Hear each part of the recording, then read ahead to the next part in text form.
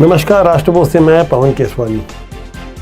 एक तस्वीर जो ध्यान आकर्षण कर गई वह थी रतलाम में महालक्ष्मी मंदिर है। वहाँ पुजारी ने अपने जेब में कथित रूप से कुछ पैसे डाले, जैसा कि एक अखबार में फोटो में नज़र आ रहा था। फिर यह भी पता चला कि जिले के कलेक्टर पुरुषोत्तम कुमार ने फौरन नोटिस पकड़ा दिया और सरकारी डंडा चला और पूछा गया कि आखिर तुमने सरकारी दान पत्र में पैसे क्यों नहीं जमा करवाया, अपने जेब में कितने पैसे डाले। एक नोटिस जारी किया गया। जब ये नोटिस जारी किया गया तब सोशल मीडिया का दौर है, तीखी प्रतिक्रिया लोगों की आई। तब प्रश्न खड़ा किया गया कि आखिर यह सिर्फ मंदिरों के साथ ऐसा क्यों होता है, सरकार नियंत्रण में क्यों मंदिर को रखे हुए है, क्यों जहां लाखों करोड़ों का चढ़ावा होता है वहां सरकार अपना हक कैसे जता सकती है, क्या यही मस्जिद और चर्चों में भी होता है। जब ये प्रश्न खड़ा हुआ तब हमारा विश्लेषण आपके लिए प्रस्तुत है। मुगलों ने इस्लाम के नाम पर मंदिरों को लूटा।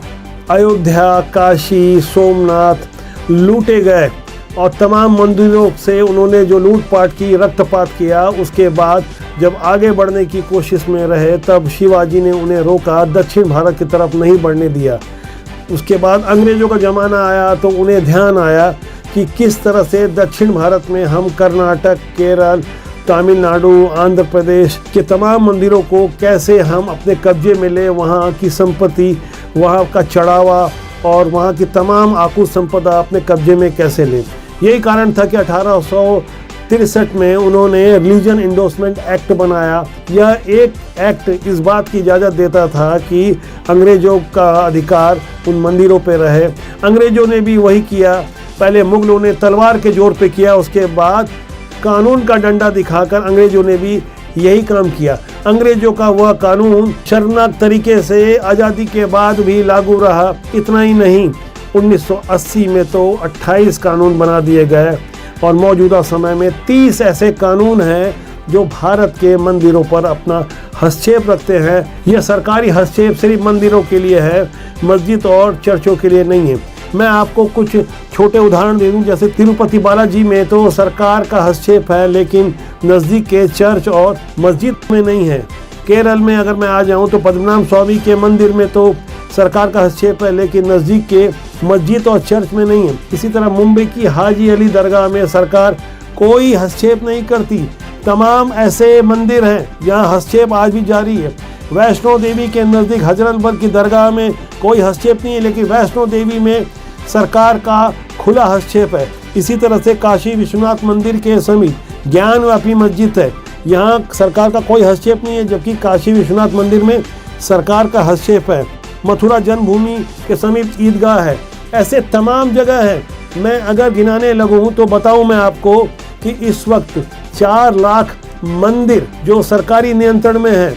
ये 18 प्रदेशों की सरकारें ऐसा करती है क्योंकि कानून इन्हें इजाज़त देता है। इसे रोकने के लिए सुप्रीम कोर्ट के जाने माने वकील अश्विनी उपाध्याय लगे हुए हैं। तमाम ऐसे कानून जो यह बताते हैं कि भारत धर्मनिरपेक्ष तो कतई नहीं है, क्योंकि एक धर्म के लिए दूसरा कानून, दूसरे धर्म के लिए दूसरा कानून, यह धर्मनिरपेक्ष तो हुआ ही नहीं। संविधान का अर्थ ये होता है कि संविधान यानी सबके लिए समान कानून, लेकिन यहाँ बहुविधान है, अलग अलग धर्मों के लिए अलग अलग कानून। इस तरह से संविधान बहुविधान सा दिखता है। ऐसे में मुझे उस प्रश्न का उत्तर मिलता है जो रतलाम के महालक्ष्मी मंदिर के पुजारी के लिए जारी किया गया। उसे चोर की तरह बताया जा रहा है।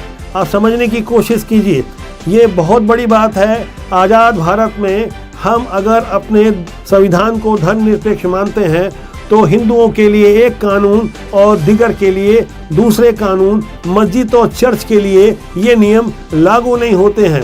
सिस्टम में बैठे हुए लोगों के लिए यह बात सोचने वाली होगी कि अगर भारत में धार्मिक सहिष्णुता के साथ हम जब समानता की बात करते हैं तब हमारे जेहन में यह प्रश्न बार बार खड़ा होता है कि आखिर कानून इस तरह से भेदभाव क्यों करता है। इस प्रश्न का उत्तर आप कमेंट बॉक्स में दीजिएगा ताकि विश्लेषण का औचित्य साकार हो सके।